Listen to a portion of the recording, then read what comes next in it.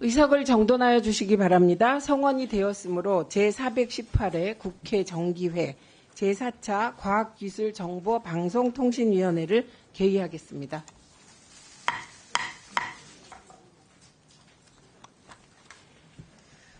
오늘 회의에서는 법안 상정 및 심사와 청문회를 실시하도록 하겠습니다. 이거 다 준비됐죠? 네, 증인도 다 됐죠? 위원님들께 양해 말씀 드리고자 합니다. 당초 오늘 회의 안건에는 없었지만 간사와의 협의에 따라 2024년도 국정감사 계획서 변경의 건을 추가 상정합니다.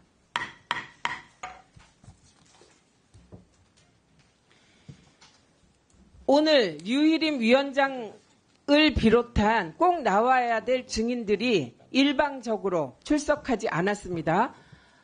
저희 위원회가 방송통신심의위원회를 10월 7일 방통위 국감에 통합하여 진행하기로 한 것은 오늘 청문회가 제대로 되면 추가로 따로 날짜를 잡을 필요가 없었기 때문입니다. 그러나 별다른 사유 없이 류일임 증인을 비롯한 중요 증인들이 출석하지 않았습니다. 그래서 저희 위원회는 방송통신심의위원회를 단독으로 독자적으로 날을 하루 잡기로 사전에 논의를 하였습니다.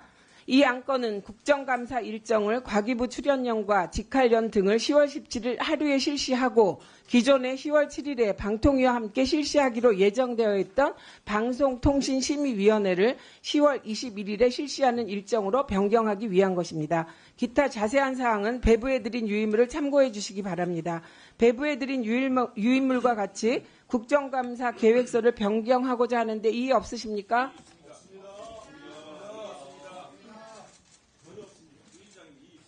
네, 이의가 있으므로 이의 사유를 듣고 또 이의가 없는 경우 반론 드리겠습니다. 2분 드리세요. 최영두 간사님 말씀해 주십시오. 예, 지금 방송심의위원회라든가 방송통신위원회 그리고 MBC 심지어 YTN, TBS까지 국정감사 한 20일 하는 기간 동안에 절반 이상을 방송 이슈로 차지하고 있습니다. 그런데 우리 중요한 과학기술 정책 또 과학기술 연구 현장의 목소리를 듣기 위한 53개 기관에 그건 단 하루로 몰아쳤습니다. 도대체 53개 기관장을 어디에다 한꺼번에 모실 생각이십니까? 그래서 그걸 최소한 이틀로 하자고 해서 방심위 부분은 방통위랑 합쳐서 하기로 했는데 방심위를 굳이 하려고 하신다면은 따로 방심위 날짜도 있지 않습니까? 있고 다음에 뭐 TBS나 YTN 하는 날짜에 합치든지 해야지. 저는 기본적으로 우리 과학기술정보통신의 연구 현장의 목소리를 듣기 위해서는 최소한 이틀은 확보되어야 된다고 생각을 합니다. 그리고 이것은 지난번 국정감사 일정에 대해서 우리 위원장님께서 충분히 타당성을 감안하셔서 반영하시고 또 여야가 새로운 합의를 통해서 이룩한 것인데 오늘 청문회가 일정에 차질이 있다 그래서 그 국정감사 일정까지 다시 바꾸는 것은 온당치 않다고 생각합니다. 그래서 방심위를 하더라도 지금 방송에 관한 국정감사 일정이 여러 차례 있습니다. 거기에 붙여서 하려 하면 될 문제지 과학기술정보통신 국책연구기관의 국정감사라고 하지만 사실은 우리가 그분들 한 분 한 분 우리 국회의원 만나보기 위해서 얼마나 애를 쓰고 있습니까? 그런데 우리가 방문해서 사실 만나서 감사도 있지만 오히려 감사 못지않게 국회에 바라는 목소리를 듣는 간절한 현장의 장이 될 텐데 그건 이틀로 그대로 남겨두는 것이 좋다고 생각합니다. 그래서 저는 원상복귀는 반대합니다. 반대하고 방심위 날짜는 다른 방송 일정에 자, 김영 간사님 말씀해 주십시오. 과학기술정보방송통신위원회 더불어민주당 간사 김의원입니다. 저희가 앞서 위원장님도 말씀하셨지만 국정감사 계획서를 서로 여야가 합의할 때 앞서 방송통신심의위원회가 그동안 청구 민원으로 인해서 방심위 직원들이 직접적으로 스스로 얼굴을 공개하면서 공익 제보자를 보호해달라고 했지만 이 정부에서 공익 제보자를 보호하긴커녕 유일임 위원장의 그 고발 청구 민원과 아울러 고발에 따른 압수수색이 무도하게 진행되고 있었고 그것을 진실을 밝히기 위해서 오늘 청문회를 개최키로 한 겁니다. 그래서 그 전제하에 방심위 일정을 10월 7일 날 방통이랑 같이 묶어서 그날 증인도 사실은 기간 증인과 일반 증인을 합쳐서 굉장히 많은 그 분들이 나올 수밖에 없는 조건이었음에도 불구하고 합의를 했는데 결국 오늘 방심위원장이 출석을 하지 않았다는 점이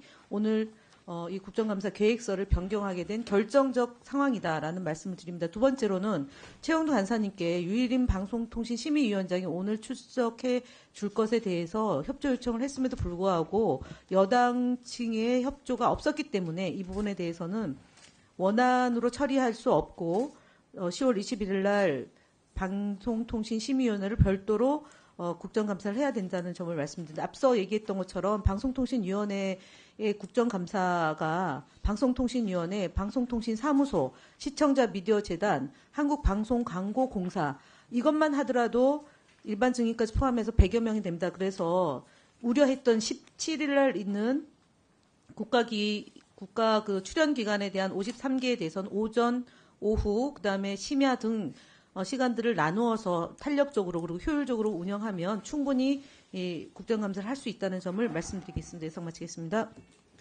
예, 오늘 방송통신심의위원회에 대한 청문회는 공익 제보자들이 예상되는 불이익을 감수하고 방송통신심의위원회 정상화를 위해서 기자회견까지 한 마당에 실시되는 청문회입니다.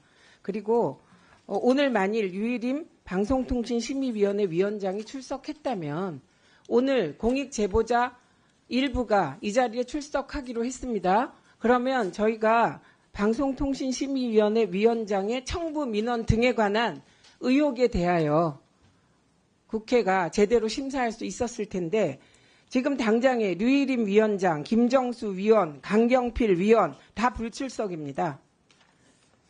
황성우 위원, 전 위원, KBS 이사 됐던가요? 이사 지금 선출된 분 불출석입니다. 허연회 핵심적인 인물입니다. 이분이 뉴스타파 등에 관한 보도에 대한 긴급 심의를 제안한 분이에요. 이분도 불출석. 그다음에 최초로 시청자 미디어 재단 이사장, 여러분이 알다시피 김건희 여사에 대하여 평범한 가정주부 운운하면서 이상한 옹호를 했던 사람입니다. 불출석이고요. 박우기 방심위 특위위원 불출석입니다.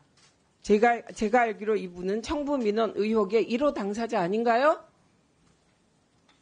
그다음에 류희목 영남선비문화수련원 사무총장 지금까지 무응답입니다. 제가 알기로 이분은 2호입니다.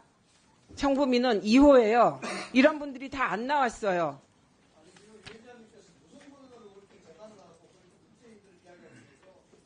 조용히 하세요. 조용히 하세요.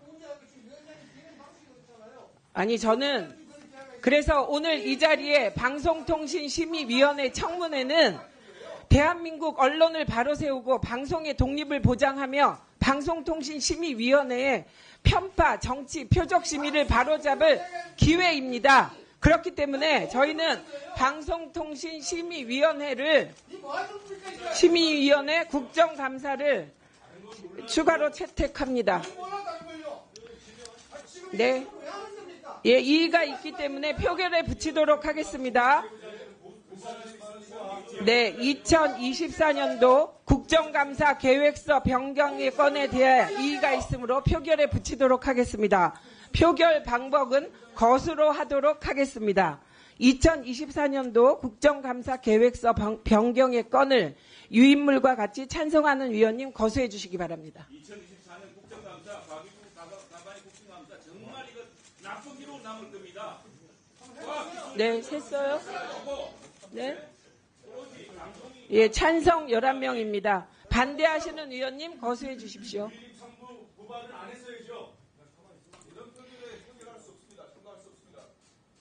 네, 저 기권이죠? 예, 기권 몇 명입니까? 네, 기권 6명입니다. 2024년도 국정감사 계획서 변경의 건은 가결되었음을 선포합니다.